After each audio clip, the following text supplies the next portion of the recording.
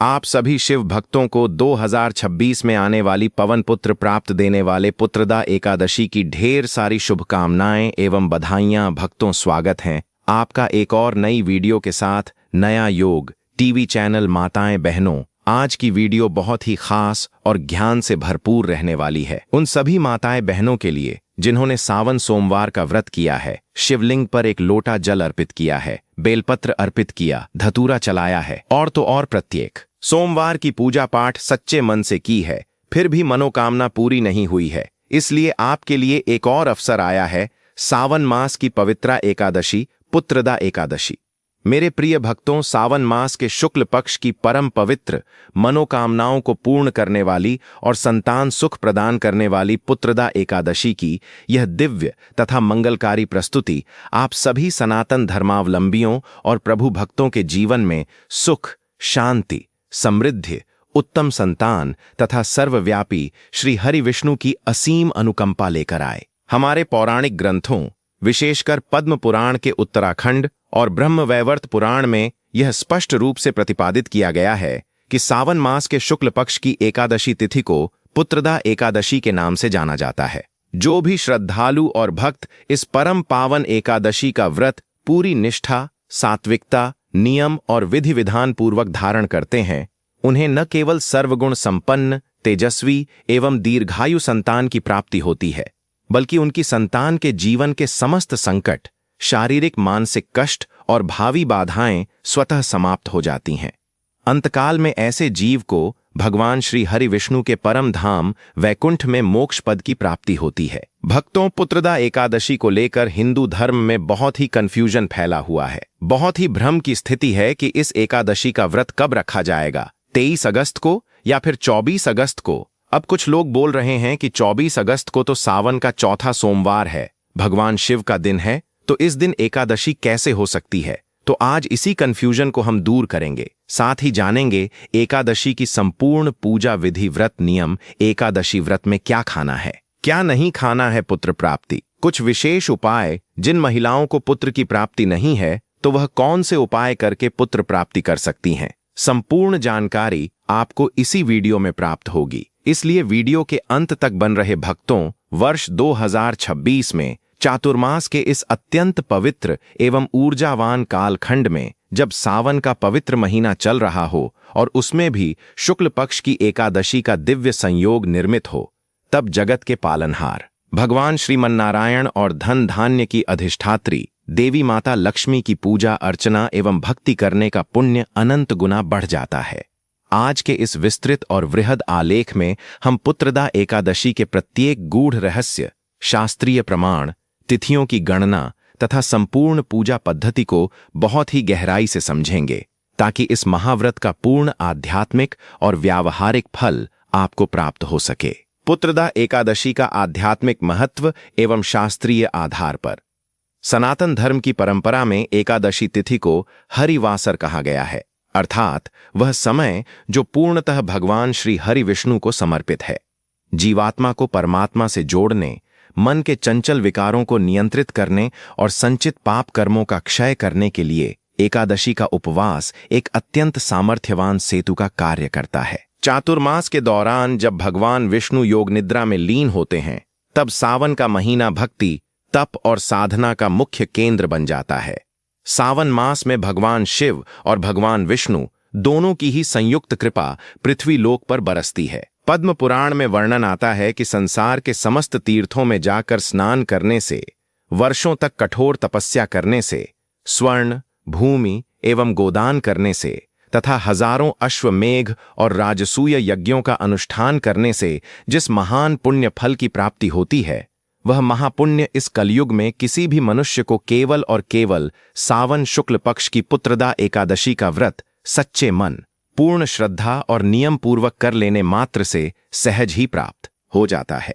यह व्रत न केवल वंश वृद्धि करता है, बल्कि कुल के पितरों को भी तृप्ति प्रदान करता है। भक्तों, पौराणिक कथा मान्यता के अनुसार पुत्रदा एकादशी के पीछे एक पौराणिक कथा विद्यमान है, तो उसको भी ध्यानपूर्वक सुनते हैं। जब महाभारत का धर्मयुद्ध निकट था, तब धर्मराज युधिष्ठिर ने भगवान श्री कृष्ण से अत्यंत नम्रतापूर्वक प्रश्न किया था कि हे मधुसूदन, हे जगन्नाथ, सावन मास के शुक्ल पक्ष में आने वाली एकादशी का क्या नाम है? इसका क्या महात्म्य है? इसमें किस देवता का पूजन किया जाता है और इसकी प्रामाणिक कथा क्या है? कृपया मेरे संशय का निवारण करते हुए मुझे यह परम पावन कथा सुनाने की कृपा करें। तब योगेश्वर भगवान श्री कृष्ण ने अपने श्रीमुख से जो अमर ज्ञान और कथा सुनाई, उसका श्रवण मात्र ही मनुष्य के सैकड़ों पापों को भस्म कर देता है। भगवान श्री कृष्ण ने कहा कि हे कुंती पुत्र, सावन शुक्ल पक्ष की इस एकादशी को पुत्रदा एकादशी कहा जाता है। इस व्रत की कथा के केवल श्रवण और पठन से ही मनुष्य को 100 वाजपेय यज्ञों के अनुष्ठान के बराबर पुण्य फल की प्राप्ति होती है।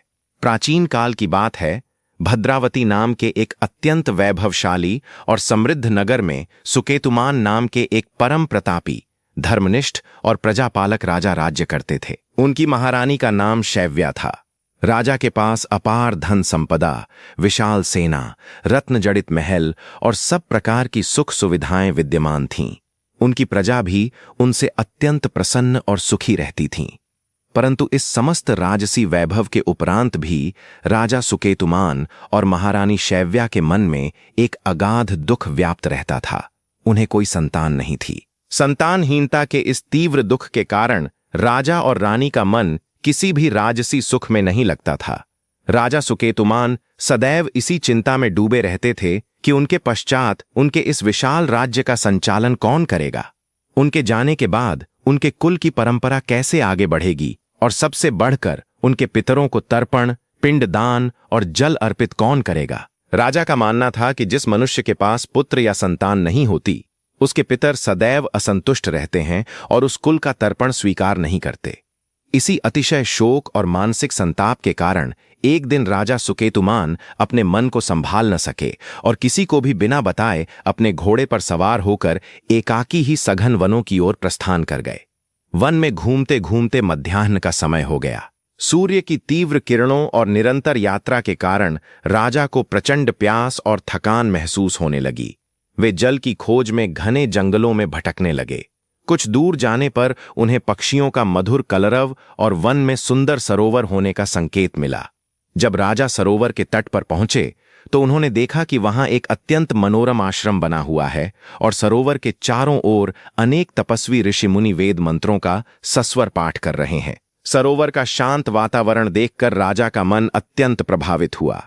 उन्होंने अपने घोड़े से उतरकर अत्यंत नम्रता और भक्तिभाव से उन सभी महर्षियों और तपस्वियों के चरणों में प्रणाम किया।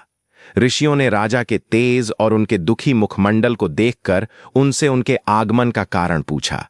राजा सुकेतुमान ने हाथ जोड़कर अत्यंत कातर स्वर में कहा कि हे परम पूज्य ऋषियों, मेरे पास राज्य, धन और वैभव की कोई कमी नहीं है, परंतु संतान न होने के कारण मेरा जीवन अर्थहीन और अंधकारमय प्रतीत होता है। मेरे पितर शोक में हैं और मैं स्वयं घोर मानसिक संताप झेल रहा हूं। कृपया मुझे कोई ऐसा उपाय बताएं जिससे मुझे संतान सुख की प्राप्ति हो सके और मेरे कुल का नाम आगे बढ़ सके। राजा के वचनों को सुनकर ऋषियों ने दयाद्र होकर कहा कि हे राजन, आज सावन मास के शुक्ल पक्ष की परम कल्याणी पुत्रदा एकादशी तिथि है। हम सभी ऋषिगण यहाँ इस पावन सरोवर में स्नान और भगवान विष्णु का पूजन करने हेतु एकत्र हुए हैं। यह तिथि इतनी दिव्य है कि इस दिन किया गया उपवास और पूजन निष्फल नहीं जाता।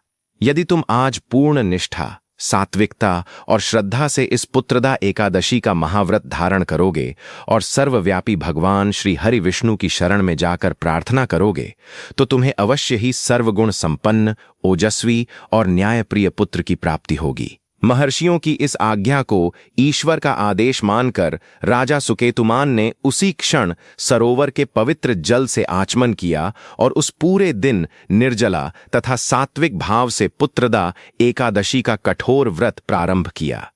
दिन भर भगवान विष्णु के नाम का जाप करते हुए रात्रि काल में ऋषियों के आश्रम में ही रहकर भगवान श्री हरि का पूजन, संकीर्तन और जागरण किया। अगले दिन द्वादशी तिथि के सूर्योदय के पश्चात राजा ने पुनः स्नान करके ऋषियों का आशीर्वाद लिया और विधिपूर्वक पारण करके अपने नगर भद्रावती वापस लौट आए। इस महाव्रत और ऋषियों के आशीर्वाद के अद्भुत पुण्य प्रभाव से कुछ ही समय के पश्चात महारानी शैव्या ने गर्भ धारण किया। समय आने पर उन्होंने एक अत्यंत दिव्य, तेजस्वी, बलवान और धार्मिक पुत्र को जन्म दिया। वह बालक बड़ा होकर एक अत्यंत प्रतापी, धर्मनिष्ठ और प्रजापालक राजा बना, जिसने अपने कुल के नाम को अमर किया और माता पिता को संतानहीनता के दुख से सदैव के लिए मुक्त कर दिया। भक्तों, अभी तक अपने चैनल को सब्सक्राइब नहीं किया तो जरूर ही कर ले और वीडियो को एक प्यार भरा लाइक जरूर दबाए, ताकि आपकी पुकार सिद्ध श्री हरि विष्णु तक पहुंच सके। साथ ही साथ चैनल को सब्सक्राइब करें, ताकि आने वाली नई वीडियो की नोटिफिकेशन आप पर सबसे पहले प्राप्त हो। भक्तों, वर्ष 2026 में सावन मास के शुक्ल पक्ष की पुत्रदा एकादशी की तिथि को लेकर पंचांगों और जनमानस में जो संशय की स्थिति निर्मित हो रही है, उसका मुख्य कारण स्मार्त और वैष्णव परंपराओं की तिथियों की गणना पद्धति में अंतर होना है। भारतीय ज्योतिष और धर्मशास्त्रों में तिथियों के निर्णय हेतु दो मुख्य दृष्टिकोण अपनाए जाते हैं। इनमें से किसी भी परंपरा को अनुचित या शास्त्र विरुद्ध कहना पूरी तरह से अज्ञानता है, क्योंकि दोनों ही पद्धतियां अपनी अपनी जगह पूर्णतः शास्त्र सम्मत और पूज्य हैं। स्मार्त परंपरा मुख्य रूप से उन गृहस्थों और सामान्य श्रद्धालुओं द्वारा अपनाई जाती है जो सूर्योदय के समय व्याप्त तिथि को आधार मानकर अपने व्रत त्योहारों का निर्णय करते हैं। जगतगुरु आद्य शंकराचार्य जी द्वारा स्थापित स्मार्त नियमों के अनुसार यदि सूर्योदय के समय एकादशी तिथि विद्यमान है तो गृहस्थ उसी दिन व्रत धारण करते हैं। दूसरी ओर वैष्णव परंपरा उन साधकों और संप्रदाय दीक्षित भक्तों के लिए है जो एकादशी तिथि की सूक्ष्म शुद्धता पर विशेष बल देते हैं। वैष्णव मत में दशमी विद्या एकादशी यानी वह एकादशी तिथि जिस पर सूर्योदय से पूर्व अरुणोदय काल में दशमी तिथि का थोड़ा सा भी स्पर्श या प्रभाव हो, उसे पूर्णतः त्याज्य माना जाता है। वैष्णव केवल उसी एकादशी को स्वीकार करते हैं जो दशमी के वेद से पूरी तरह मुक्त हो और द्वादशी से युक्त हो।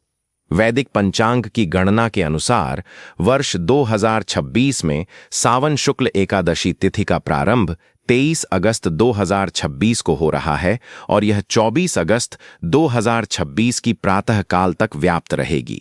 इस प्रकार सामान्य स्मार्त परंपरा के अनुसार 23 अगस्त 2026 दिन रविवार को पुत्रदा एकादशी का व्रत रखा जाएगा। वहीं वैष्णव परंपरा की शुद्ध गणितीय गणना के अनुसार 24 अगस्त 2026 दिन सोमवार को दशमी के प्रभाव से पूरी तरह मुक्त शुद्ध पुत्रदा एकादशी मानी जाएगी।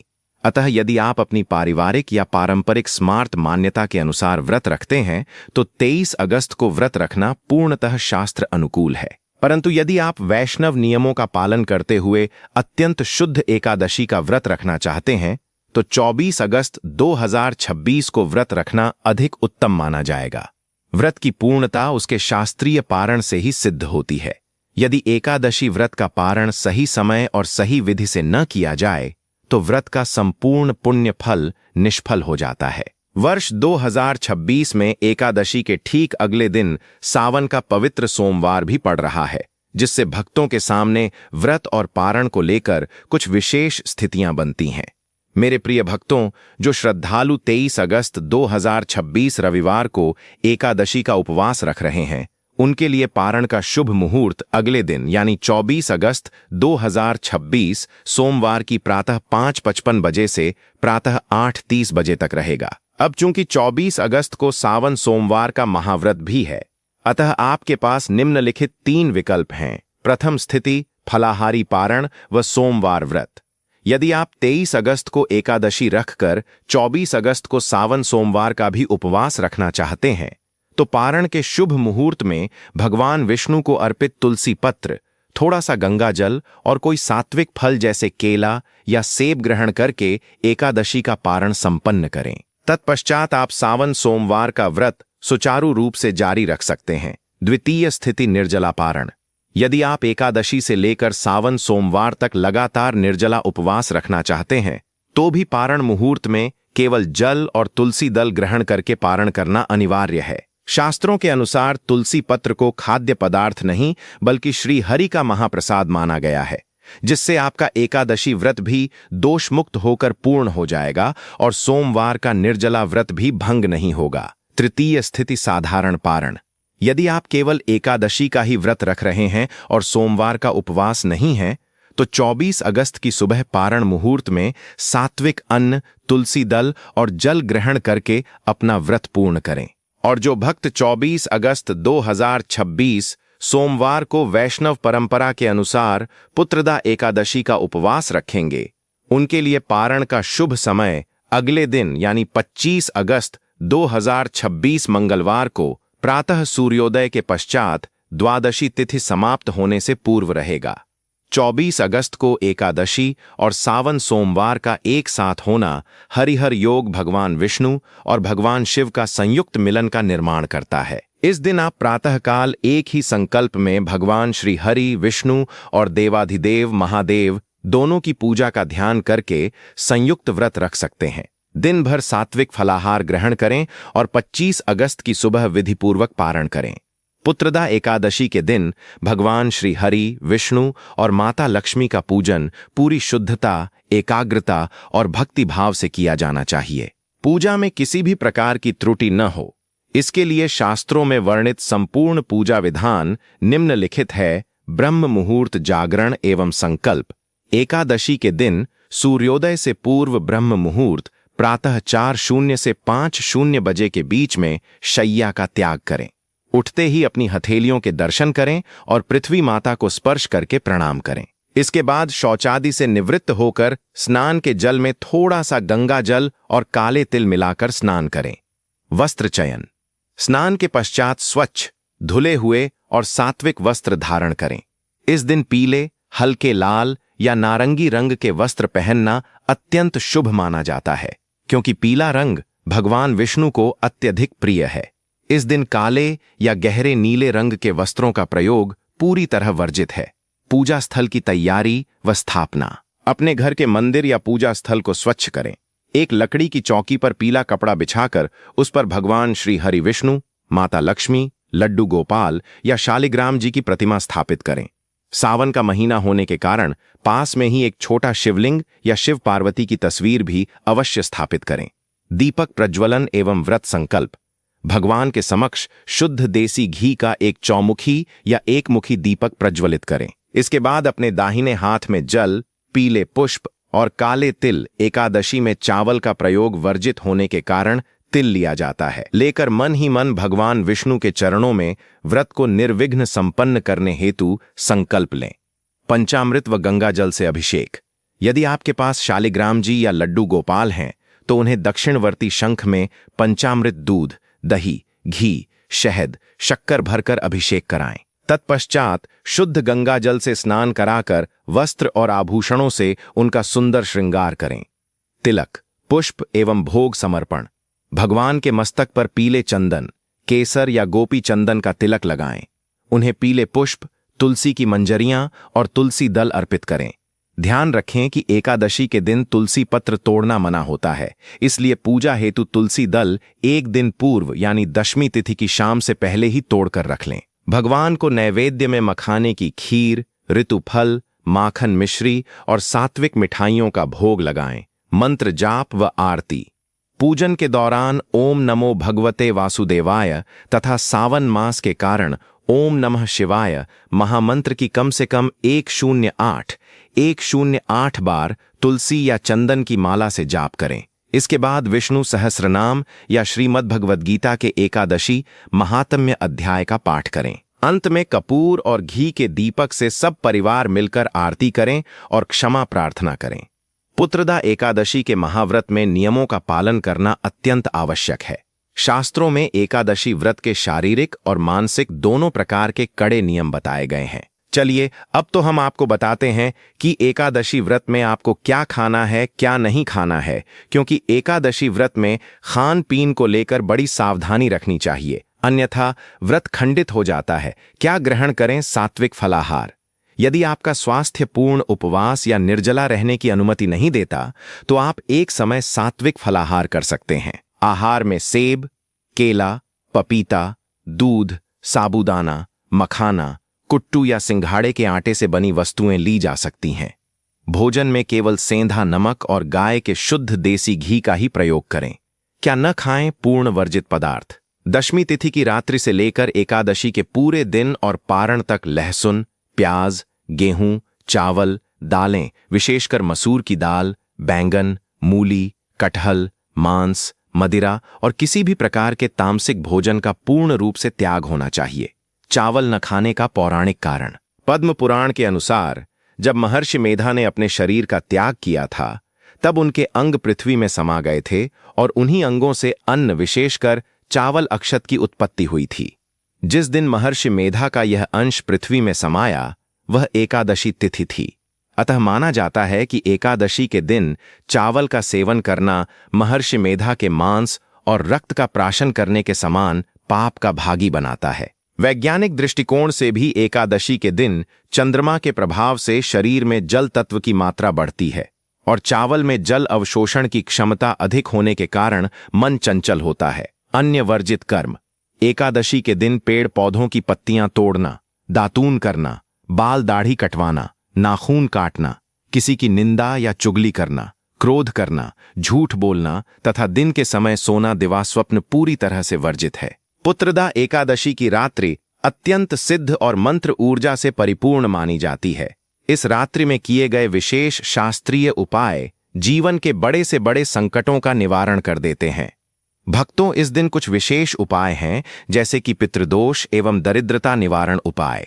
एकादशी की संध्या समय सूर्यास्त के पश्चात पीपल के वृक्ष की जड़ के समीप शुद्ध देसी घी का एक दीपक जलाएं और वृक्ष की 7 बार परिक्रमा करें। पीपल में भगवान विष्णु और पितरों का वास माना जाता है, जिससे पितृदोष शांत होता है और घर में सुख समृद्धि का आगमन होता है। अब बात करते हैं सबसे महत्वपूर्ण और सबसे जरूरी विषय पर, क्योंकि यह उपाय बहुत ही खास है। खासकर पुत्रदा एकादशी के दिन संतान प्राप्ति एवं बाधा निवारण महाउपाय।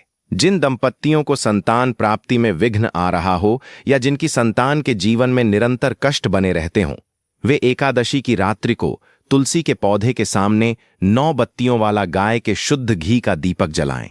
भगवान श्री कृष्ण या लड्डू गोपाल को माखन मिश्री का भोग लगाकर संतान गोपाल मंत्र ओम क्लीम देवकीसुत गोविंद वासुदेव जगतपते देहि में तनयम कृष्ण त्वामहम शरणम गतः का 108 बार जाप करें। ग्रह दोष व शांति हेतु उपाय। एकादशी की शाम को तांबे के लोटे में शुद्ध जल लेकर उसमें थोड़ा सा कच्चा दूध, काले तिल और गंगा जल मिलाकर शिवलिंग पर ओम नमः शिवाय कहते हुए अर्पित करें। इसके पश्चात घर के तुलसी जी के पास दीपक जलाकर विष्णु मंत्र का जाप करें। इससे शनि, राहु और केतु के अशुभ प्रभाव तत्काल शांत होते हैं। अक्षय लक्ष्मी प्राप्ति हेतु रात्रि जागरण। एकादशी की पावन रात्रि में अपने घर के ईशान कोण में भगवान विष्णु के समक्ष चौमुखी दीपक जलाकर विष्णु सहस्रनाम या कनकधारा स्तोत्र का पाठ करें। रात्रि में किया गया यह साधना कार्य घर में माता लक्ष्मी के स्थायी वास को सुनिश्चित करता है। वर्ष 2026 में सावन मास के शुक्ल पक्ष की यह परम कल्याणी पुत्रदा एकादशी आप सभी के जीवन में आरोग्य, उत्तम संतान, सुख, शांति और श्री हरि विष्णु की असीम कृपा लेकर आए। पूरी निष्ठा और श्रद्धा के साथ इस महाव्रत का पालन करें।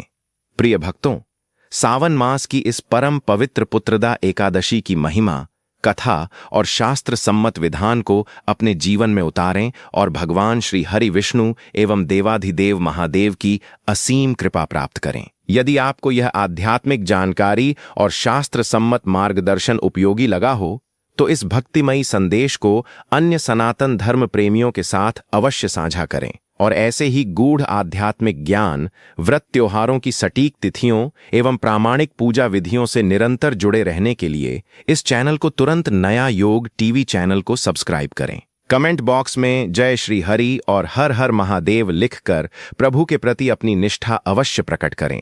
जगत के पालनहार भगवान श्रीमन्नारायण और माता लक्ष्मी आपके परिवार में सुख, शांति, समृद्धि और संतान सुख की अनवरत वर्षा करें। जय श्री हरि विष्णु। वीडियो के अंत तक बने रहने के लिए नया योग टीवी चैनल की तरफ से आप सभी का बहुत बहुत धन्यवाद। मिलते हैं एक और नई वीडियो के साथ नया योग टीवी चैनल।